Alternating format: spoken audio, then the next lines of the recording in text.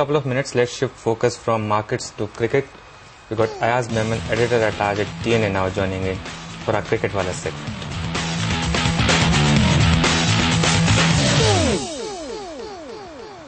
Ayaz, first up, yesterday's matches, and we are seeing a trend where 35-plus openers are doing well in yesterday's matches also. Only you could come up with that statistic. I mean, is there any statement here that these players are trying to make? Because yesterday's all the big five performers were 35-plus. Your Hayden, Gilchrist, Gibbs, Tendulkar, Jayasuriya. I don't know if you're being a little caustic about the age, but Anuj, this is really the revenge of the oldies.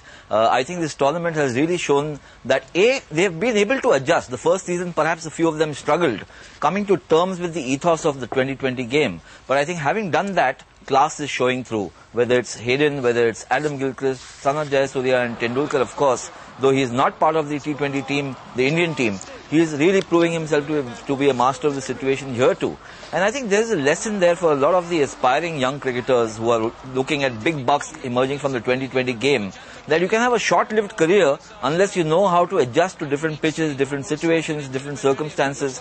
That's really your test. And I think, a lot of the younger players are being exposed in this form in South Africa.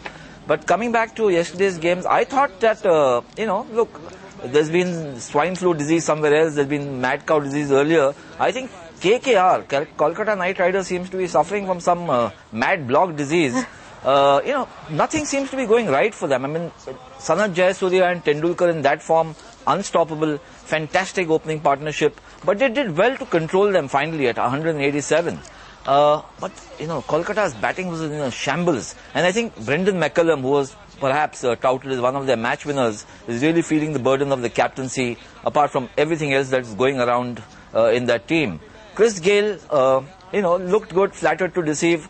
I think the key player again, willy-nilly, has been Sourav Ganguly, and much maligned in this in the present situation. But he seems to be the only guy who seems to have his wits about him, and that's not good enough. They need at least 7 or 8, or perhaps the entire team, to be thinking on their feet.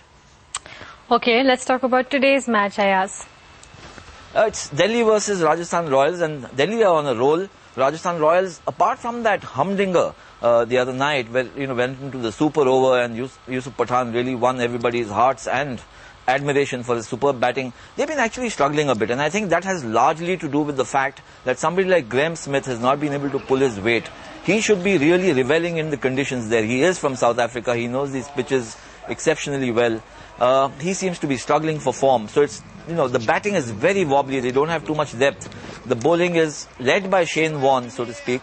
But, one-man army is great in, as a romantic theory. It's not going to work in an IPL tournament over a 36-day period. So I think the Rajasthan Royals really need to get their act together. Delhi is doing exceptionally well, despite Gambhir and Viru Sehwag really not coming to terms with the pitches there or their own promise.